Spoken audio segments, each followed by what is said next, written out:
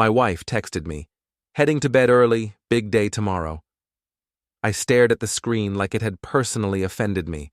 Not because the words were suspicious, those words were always suspicious. It was the timing. Ember never went to bed early on a Tuesday. Tuesday was her recovery night, which was a cute way of saying she scrolled through other people's lives until midnight and then announced she was exhausted from being social. Still, I typed back the kind of husband reply that kept the peace. Me. Sleep well. Proud of you.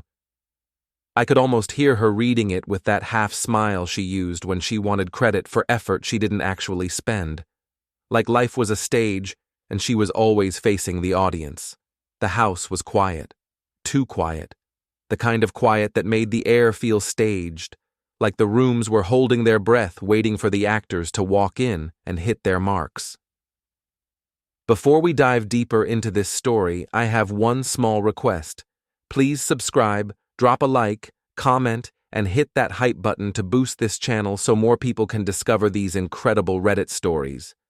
I was in my work van, parked 2 blocks away, because earlier I'd told her I had an after-hours install across town. Which was true. I did. I'd finished it. Then I hadn't come home.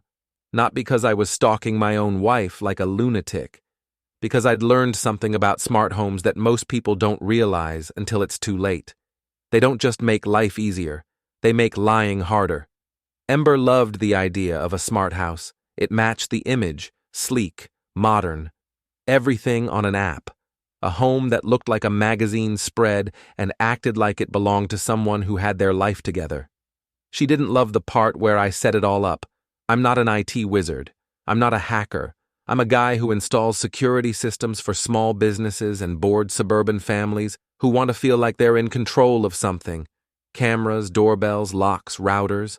I'm the kind of person you call when your Wi-Fi drops during a Zoom meeting and you decide the universe hates you personally. This house was my work.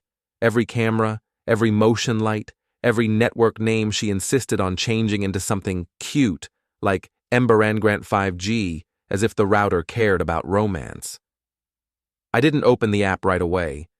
I waited a minute, because that's what sane people do when their wife says she's going to bed. They don't immediately pull up a live feed like they're monitoring a hostage situation. I counted to 60. Then I opened it. The living room camera loaded slowly, grainy for half a second, then snapped into clarity. Our living room.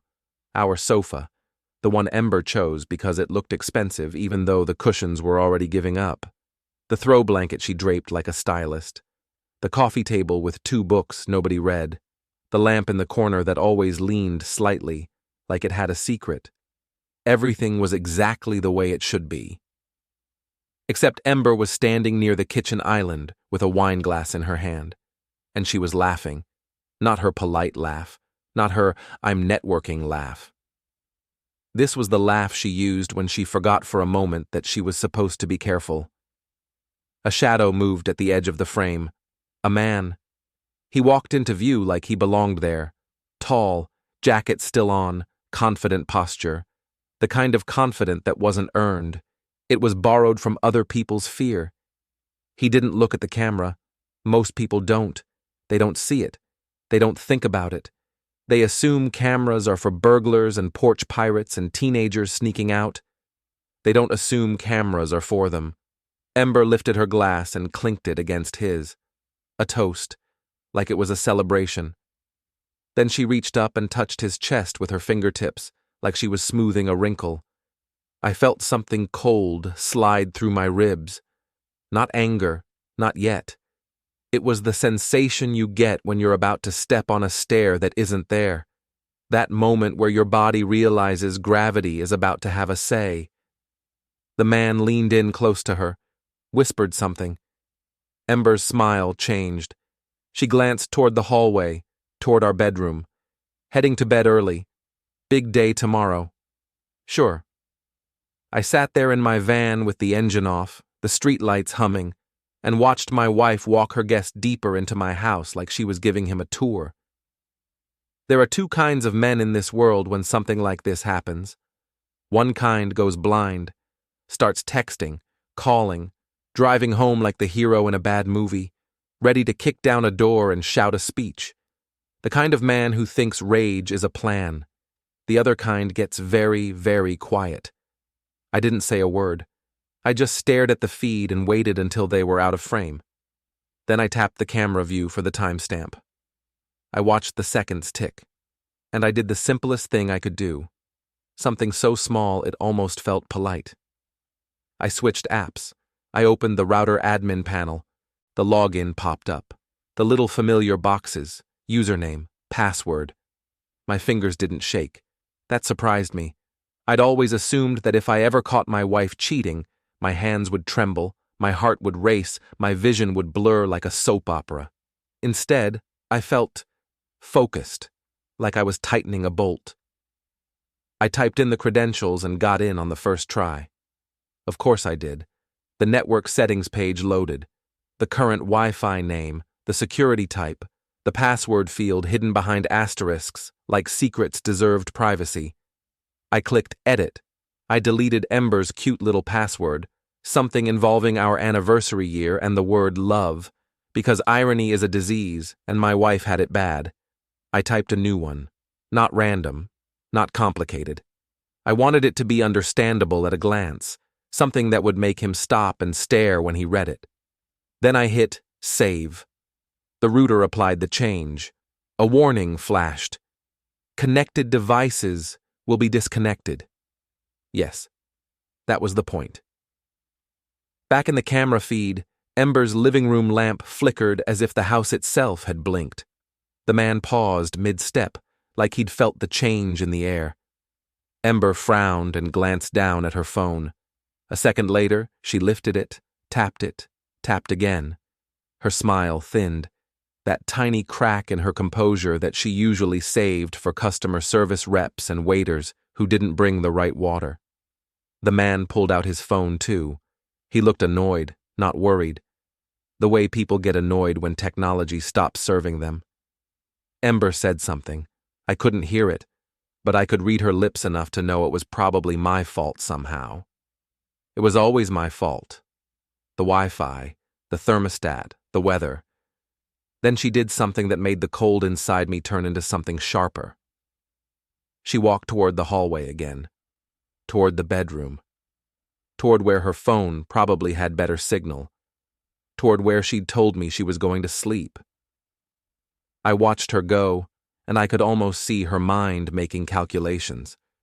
How to fix this, how to get him reconnected, how to keep the night moving. I could have called her then. I could have sent a message like, "Really?" or "Get out," or any of the dramatic things people say when they want to feel powerful. But I didn't. Because I wasn't interested in feeling powerful. I was interested in being precise. I opened my messages. I scrolled until I found the contact I'd saved months ago without thinking. Lyle B., from one of the clinic charity events Ember dragged me to when she'd introduced him as a big reason we're expanding. The kind of introduction that meant, this man matters, smile, and don't embarrass me. I stared at his name for a long moment. Then I typed, me. Wi-Fi dropped. New code is, new code. I didn't add a question mark. I didn't add an emoji. I didn't add anything that suggested friendliness. I hit send. My phone showed the message delivered. In the camera feed, Lyle's phone lit up. He glanced down, read it, and the change on his face was immediate. Not confusion, recognition. He looked up, slowly, like his neck had suddenly gained weight. His eyes swept the room, the corners, the ceiling. Ember came back into frame at the same time, her phone pressed to her ear like she was calling someone for help. She saw his expression and followed his gaze, and then she looked directly into the camera lens, right at it, right through it. Her eyes widened, just a fraction. Her mouth parted like she'd forgotten how to speak. Lyle's face did something uglier. His skin went pale under the warm living room light. His jaw clenched so hard I could see the muscle jump. They stood there frozen, both of them staring straight into the activated camera like it was the eye of God. and pure panic instantly flooded their faces. Absolutely unforgettable. My phone vibrated in my hand. A new message. From Lyle. Lyle's message popped up like a nervous tick. Lyle. Wrong number? I smiled. Not wide, not happy, just enough to feel my face remember how. I didn't answer right away. Silence is pressure. People forget that. They think threats are loud, dramatic things. They're not. Threats are gaps, pauses, the moment where someone realizes the other person isn't panicking. In the camera feed, Ember broke first. She turned away from the lens and hissed something at Lyle, sharp and fast. Her hands were shaking now. She tried to keep them still by pressing one flat against the counter, like she could physically anchor herself to the house. My house. Lyle took a step back, then another. He glanced toward the front door, calculating distance, dignity, options. Men like him always think there's an exit if they just move fast enough. There wasn't. I typed. Me. No. Right house. 3 dots appeared. Disappeared. Appeared again. Lyle. Look, man. I stopped watching the messages and went back to the camera feed instead. Words were secondary now. Body language never lies. Ember walked toward the camera slowly, like approaching a wild animal. She bent slightly, peering into the lens as if proximity could make it less real.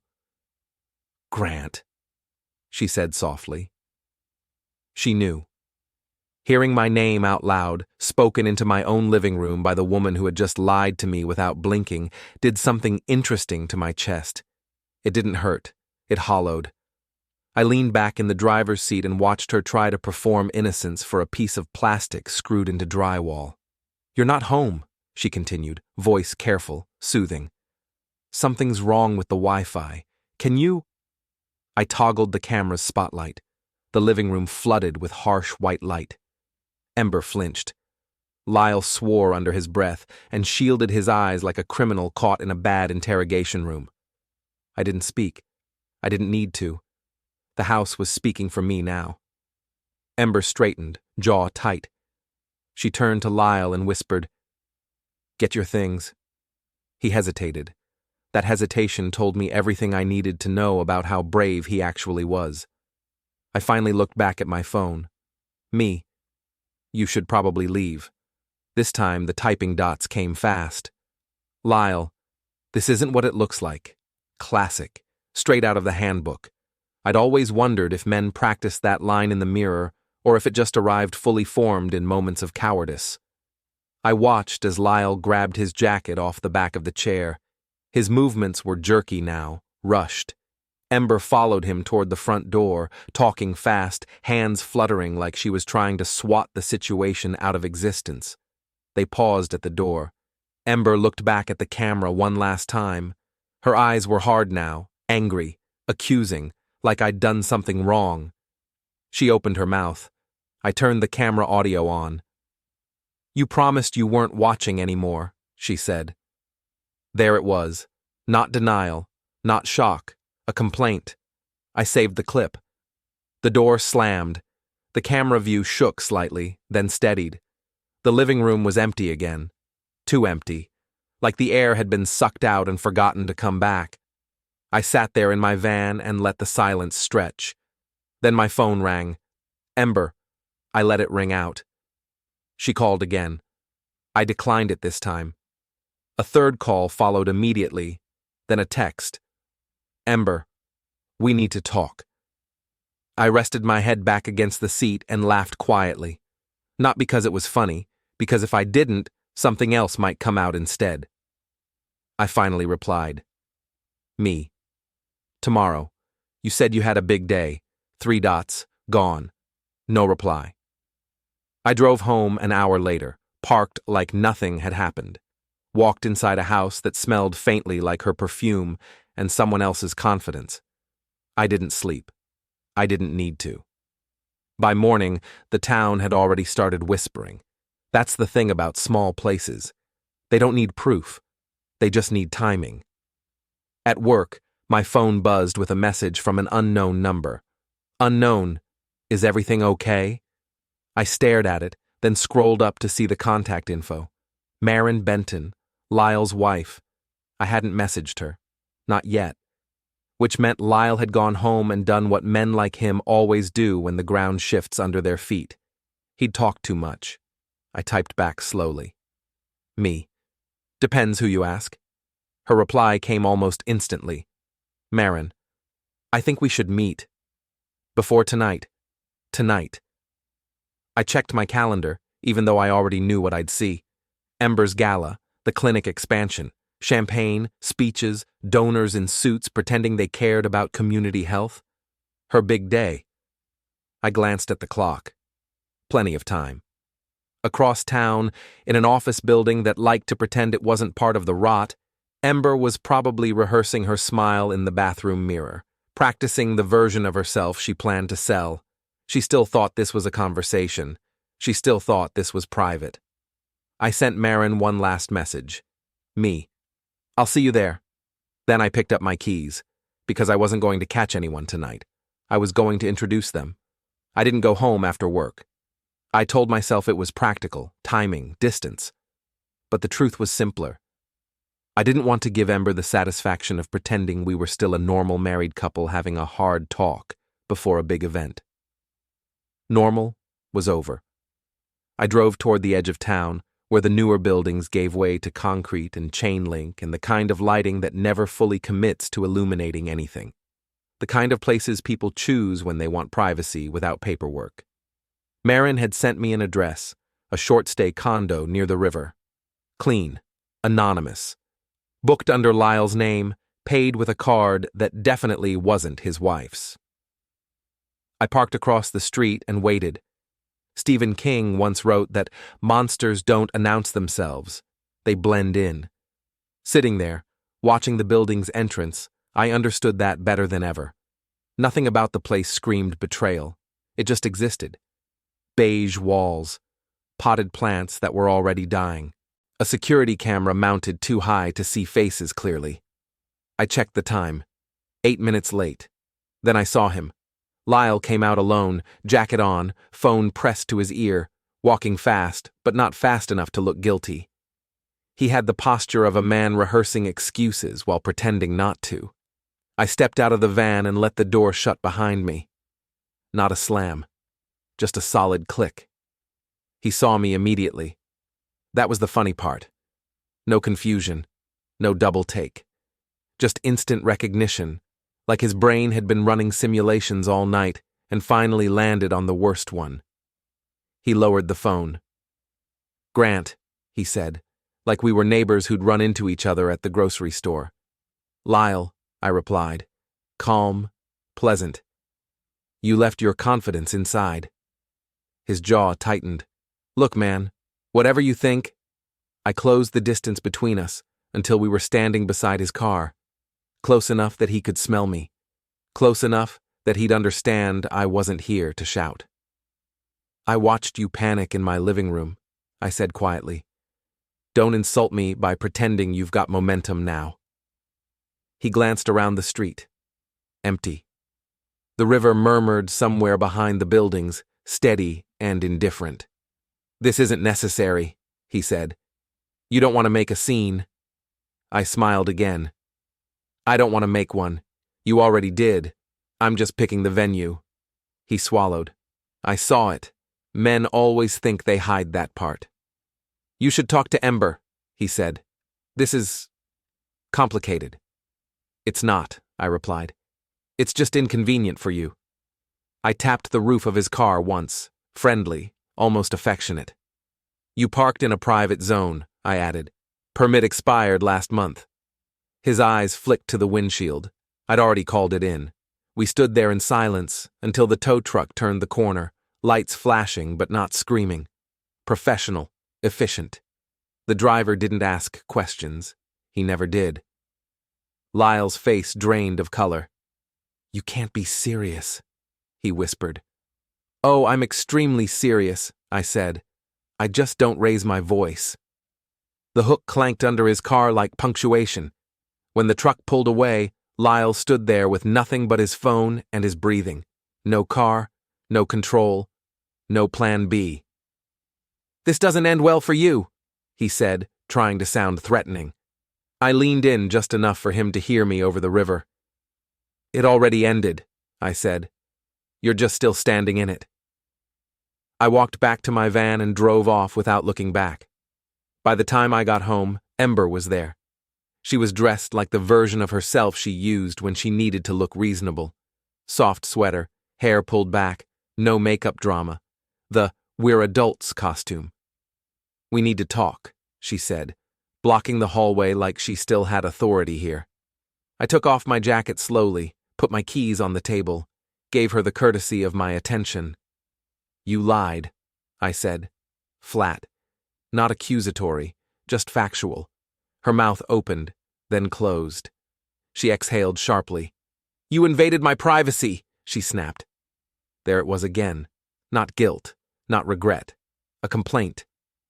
"You invited a man into my house," I said. "Don't confuse privacy with trespassing." She folded her arms, defensive. Nothing happened. I tilted my head. "That's a bad lie. Pick a better one." Her eyes flashed. "You're trying to humiliate me." "No," I said. "I'm letting you experience consequences in public. Big difference." She laughed, sharp and humorless. "You wouldn't dare. Tonight is important. There are donors, my boss, people who matter." I stepped closer, lowering my voice. "Everyone matters," I said.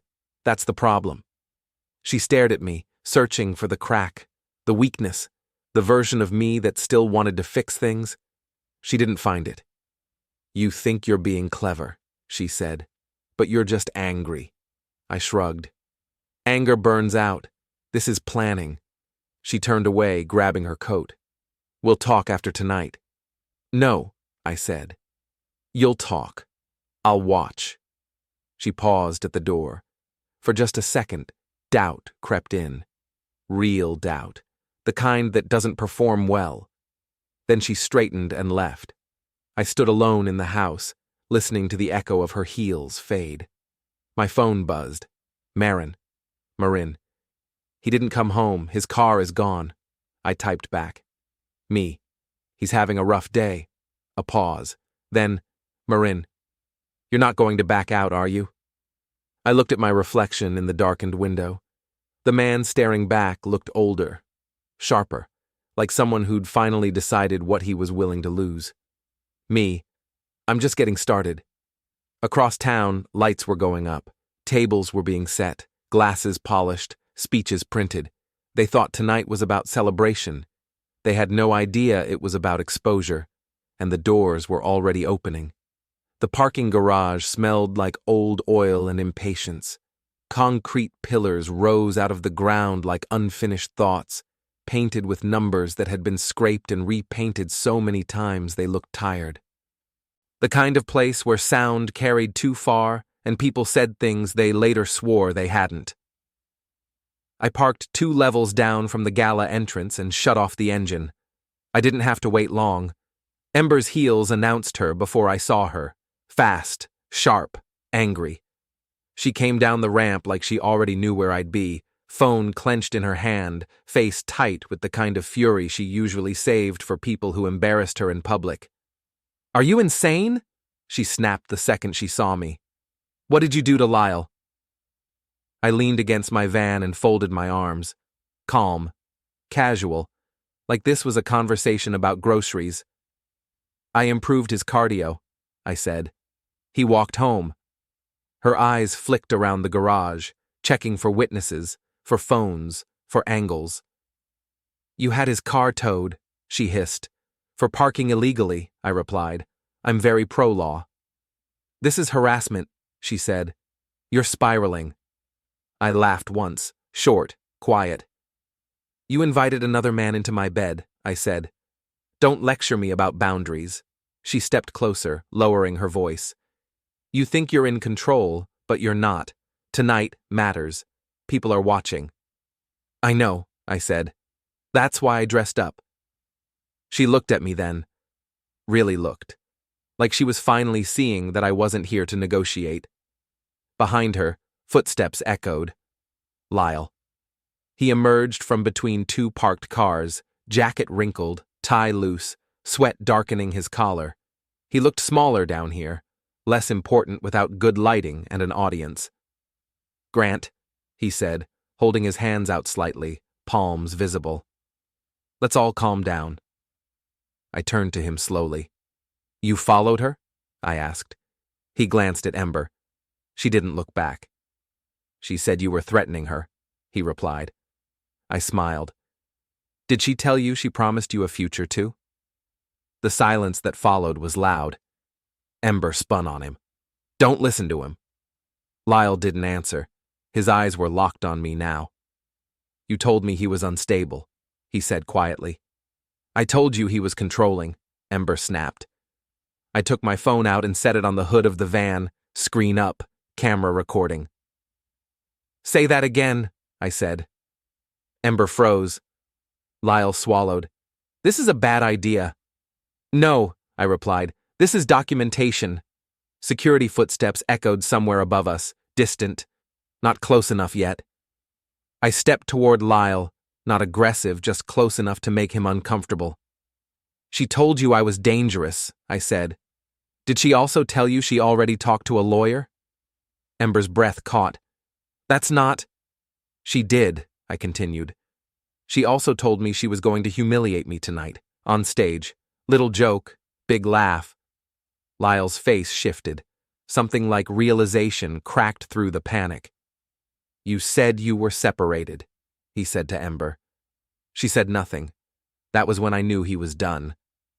Security finally rounded the corner, two guys in black jackets, radios clipped to their shoulders. "Everything okay here?" one of them asked. "Absolutely," I said. "Just a family discussion." Ember forced a smile. Lyle nodded too fast. Security lingered a second longer, then moved on. The moment they were gone, Ember leaned in toward me, voice shaking with rage. "If you do anything tonight," she said, "I will destroy you." I met her eyes. "You already tried," I replied. I turned and walked toward the elevator without waiting for either of them. Behind me, I heard Lyle say her name. She didn't answer. Upstairs, the gala was already in motion. Champagne flutes clinked. String lights softened the ballroom like it was trying to pretend this was a happy ending.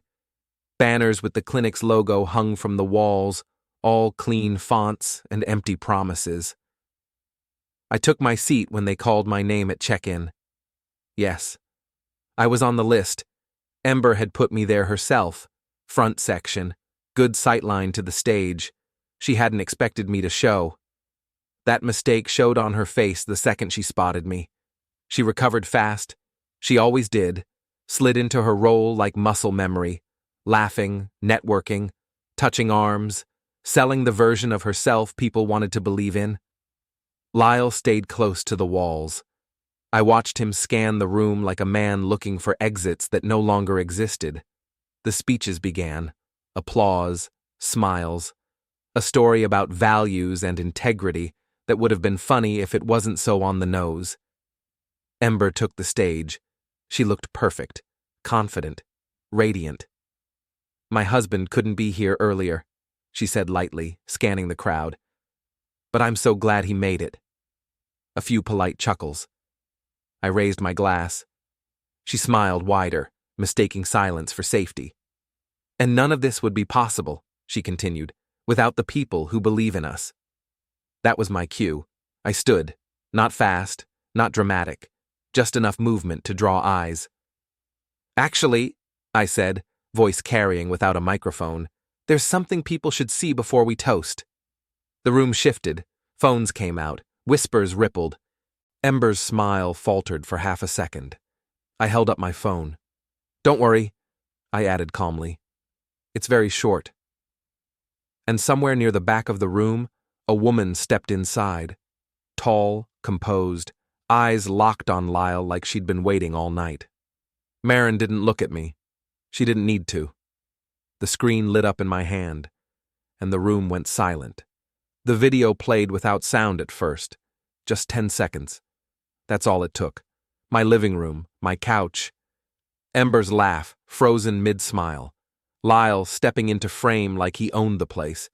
The camera's spotlight snapping on, both of them looking straight into the lens like they'd just realized God had a data plan. A collective inhale moved through the ballroom. Someone near the front whispered, "Is that—" "Yes," I said, not raising my voice. "That's my house. Last night. About 30 minutes after my wife texted me she was going to bed early." Ember turned toward me, eyes blazing, mouth opening. And then Marin spoke. "Lyle." Her voice cut clean through the room, calm, familiar, dangerous. He turned slowly, like a man who already knew what he'd see and was hoping to delay it by a second. "Marin," he said, weak, useless. She stepped forward, heels steady on the marble floor, and looked at the screen again, then at Ember, then back at him. "So that's the conference call," she said. No yelling, no theatrics. That was worse. Phones were fully out now. People weren't pretending anymore. This wasn't a gala. It was a spectacle, and everyone knew it. Ember finally found her voice. "This is a private matter." I laughed softly. "You put it on a stage." Her boss, Grange, stood halfway from his chair, face tight, already calculating losses. "Grant," he said carefully, "we can discuss this." "No," I replied. "You can watch it, like everyone else." I swiped once more. The audio came on. "You promised you weren't watching anymore." Ember's voice, clear, undeniable. The room didn't gasp this time. It recoiled. Grange sat back down like his spine had been unplugged. Marin took another step toward Lyle. "You told me he was paranoid." Lyle tried to speak. Nothing came out. Ember moved then, fast toward me, hand raised like she might grab the phone. Security reacted instantly, stepping between us. "Don't," I said, holding her eyes. "You've already done enough reaching." She stopped. Her face had gone pale beneath the lights. For the first time all night, she didn't know which version of herself to use. I leaned slightly toward the nearest microphone on the stage. "For the record," I said, "I'm not here to argue. I'm here to end something." Marin nodded once, like a judge confirming a sentence. People started standing, donors whispering, staff backing away. Someone laughed nervously near the bar, then stopped when no one joined in. Lyle broke. He pushed past Marin, head down, moving fast toward the exit like momentum alone might save him. It didn't. Outside, the valet stand was chaos. His car wasn't there. Mine was. He spun when he saw me step out behind him. "You ruined me," he said hoarsely. I walked past him, close enough that he could hear every word. "No," I said. I removed the illusion. He reached out, hesitated, then let his hand fall. Cowered to the end. Inside, Ember stumbled out next, coat half on, phone pressed to her ear. "They're locking accounts," she hissed. "I can't access anything." I paused at my car and looked back at her. "That happened an hour ago," I said. "Legal. Temporary. You'll hear from my lawyer." Her mouth opened. Closed. For the first time since I'd met her, she looked small. Security cleared the entrance. Guests spilled into the night, buzzing, alive with the story they'd tell for years. I got into my car. Behind me, Ember called my name. I didn't turn around. As I drove away, my phone buzzed once. A notification from the camera app. Motion detected. Living room. I didn't open it. I didn't need to.